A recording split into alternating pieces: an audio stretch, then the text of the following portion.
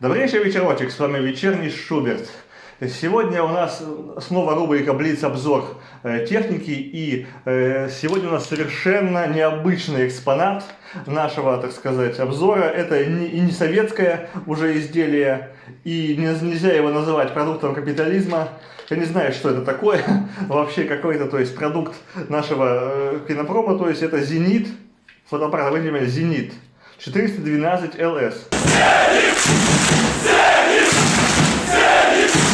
Но не пугайтесь, это не тот цифровой Зенит, который стоит 500 000 рублей практически, и который будет все. Это пленочная техника, но которая выглядит, как вы видите, необычно для нашего устройства, но тем не менее это сделано у нас и было сделано в России. Судя по году выпуска, можно посмотреть, что написано Made in Russia, значок Красногорска, значок Зенита, и по серийному номеру, а серийный номер в этих камерах написан при открытии, кстати, открывается так же, как и обычный Зенит ЕТ, подъемом рукоятки. Вот здесь, даже вот здесь видно. И 04 это не 1989, это 2004 год.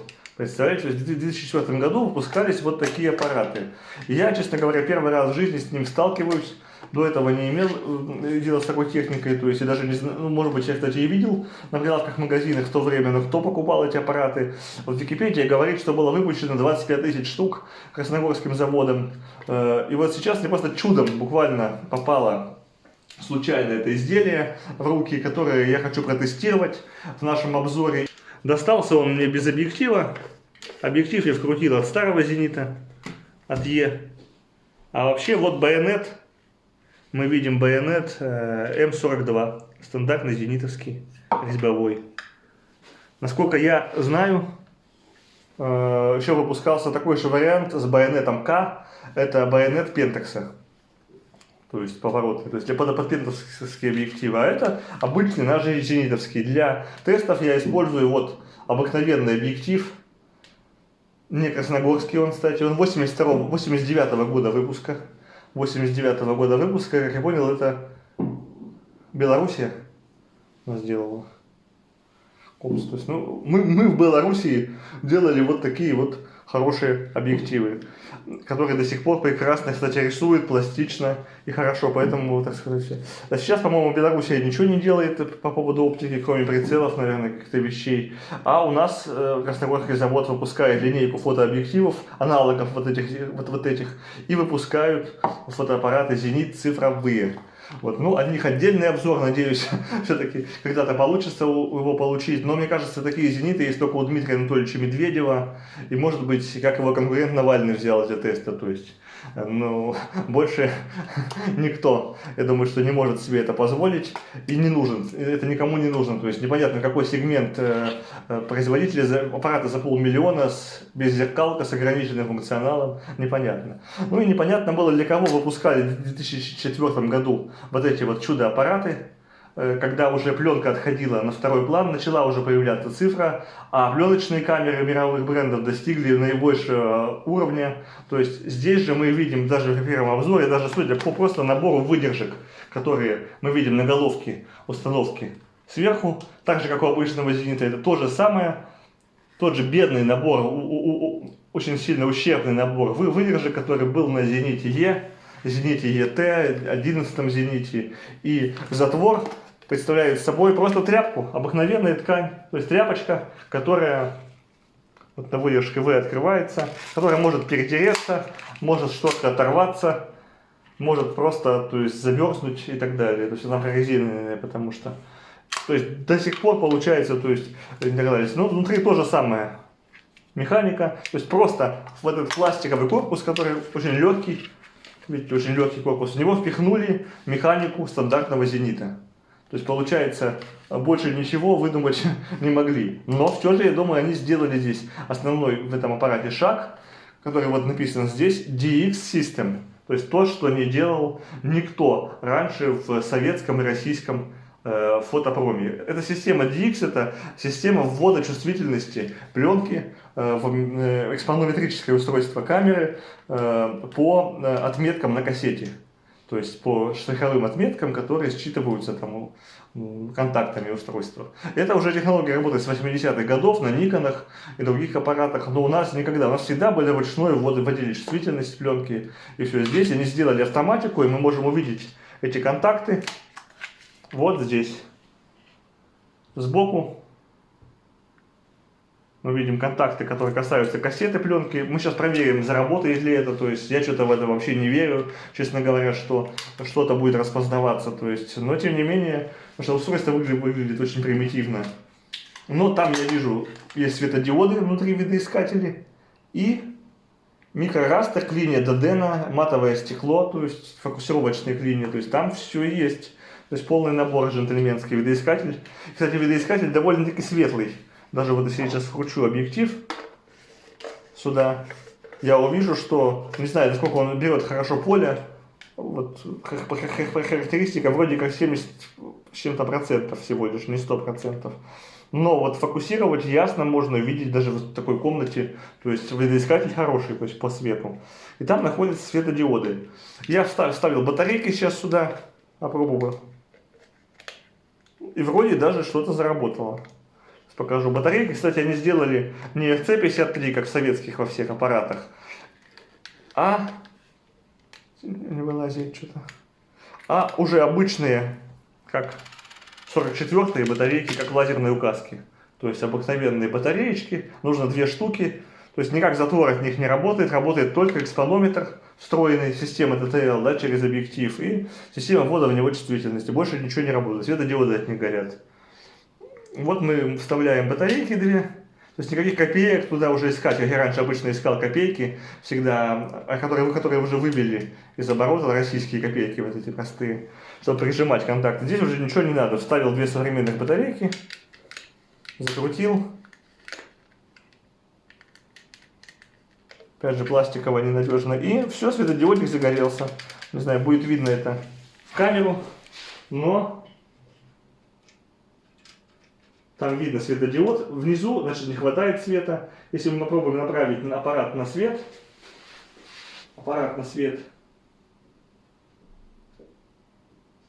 так, где диод? Видно, нет? Вот, то есть зеленый горит, значит, можно снимать. Не знаю, насколько экспонометр точный, я предпочитаю проверять все экспонометрами внешними, вот, например, такими, как Свердловск 4. Вот, допустим, он нам показывает.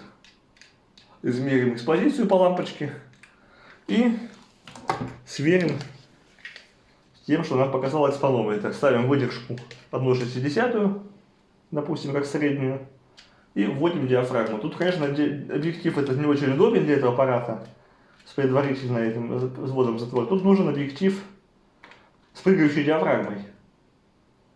Но его нет, там есть толкатель для нее, но его нет. Он показывает 2,8.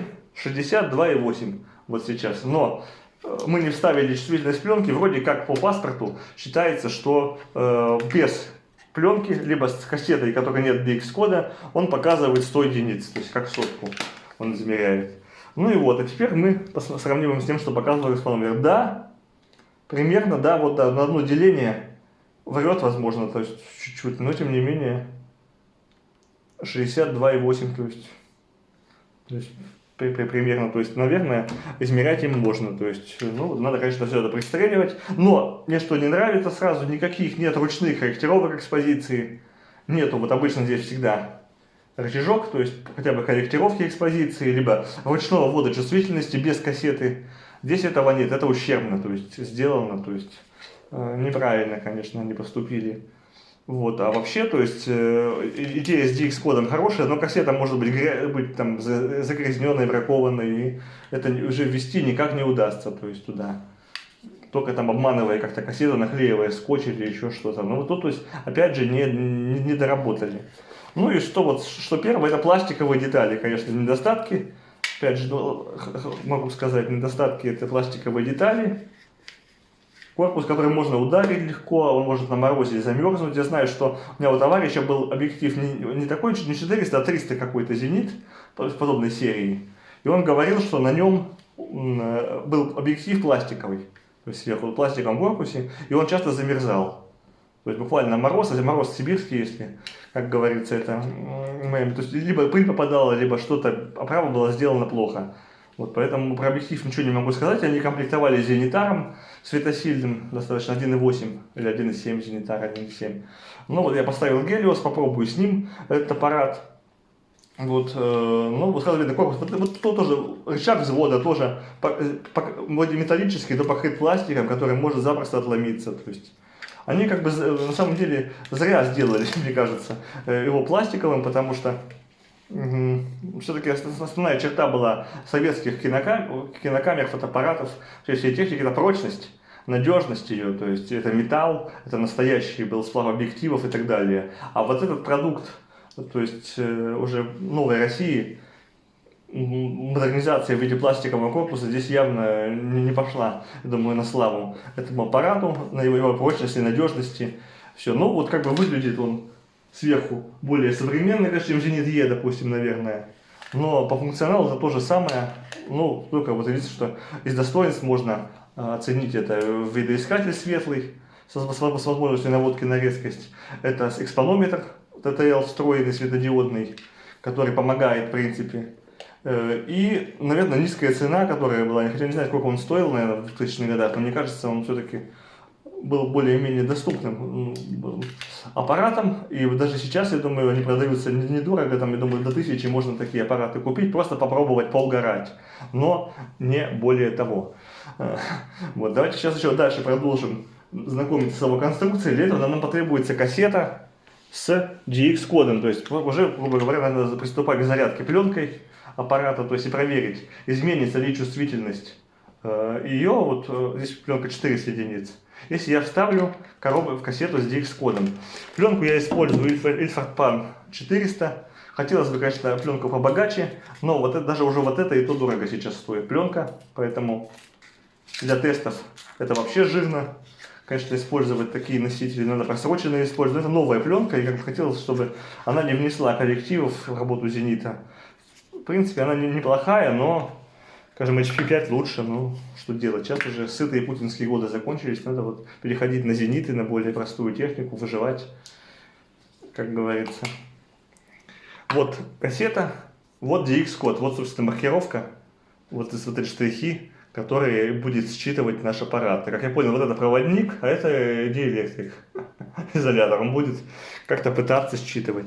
Так, для чистоты эксперимента, скажем, наведу на стол, на белое поле, открывая диафрагму максимум. Не хватает ему при 100 единицах, не хватает света. Хватит ли ему при 400 единицах? И поймет ли он, что это 400 единиц? Ставим сюда пленку. Зарядка, кстати, полностью аналогична всем остальным предыдущим моделям зенитов. Моделям, то есть, точно такая же. Заряжать пока не будем, просто поставим сюда кассету. Прижимаем и смотрим.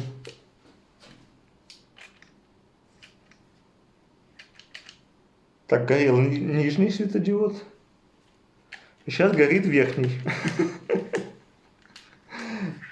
Но пока выдержку уменьшаем. О, а теперь загорелся нижний. То есть, да, посмотрите, да, он понял, что чувствительность больше, то есть, аппарат меня понял. То есть, это говорит о том, что какая-то автоматика все-таки в нашей стране может работать. Батут работает, и я думаю, что пора его испытать в условиях, приближенных боевым зимой, так сказать, сделать какой-то фотосет, сделать его тестирование на улице и помещениях и посмотреть, нормально ли он снимает, и то есть понять, что это за зверь на самом деле. Вытягиваем ролик, вставляем его в пазы. Точно такая же пластиковая катушка, только вот эти кружечки, крутилки зубчатого барабана, вот эти как зубчики стали белыми. Все, пленка пошла, защелкиваем. Здесь ее видно, какая пленка, то есть сделали окошко. Это уже модернизация. Все, прощелкиваем. Кстати, счетчик кадров автоматически сбрасывается на нули. Потом, то есть при взведении его и вот прощелкивании, поэтому такой вот аппарат. Все, теперь идем в бой, идем снимать.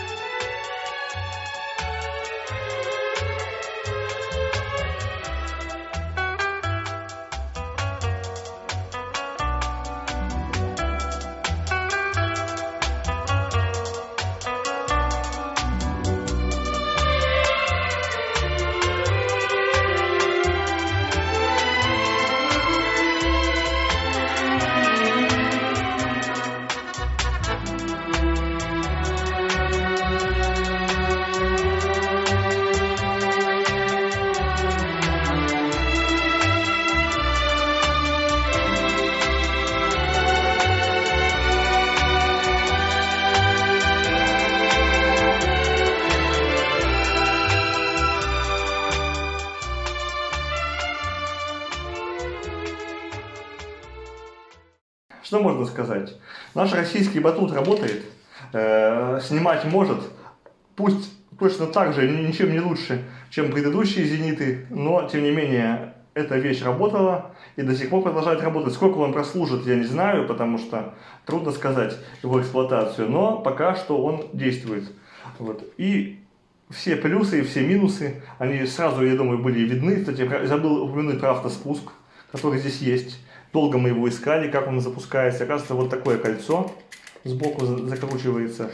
И потом нажимается вот здесь. Флажок такой зеленый, красный. Можно даже заселфиться на этот зенит.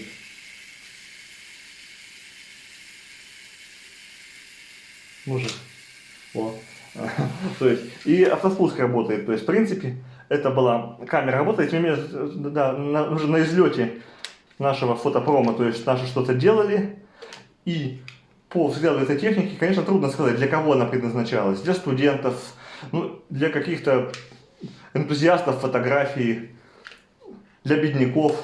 Не знаю, вряд ли, то есть это была потребительская камера в те годы. То есть, хотя пленка, в принципе, стоила не так дорого, я думаю, что это, в принципе, могла использоваться как среднепотребительская и какая-то учебная камера.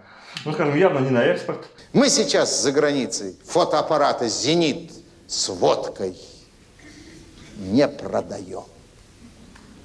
Кипятильники с матрешками не обмениваем. И из его конструкции буквально сразу видно, что этот аппарат сделан в стране, которая севернее Кореи, как говорит, по всем параметрам, которая находится севернее, и выпускает такие топорные вещи.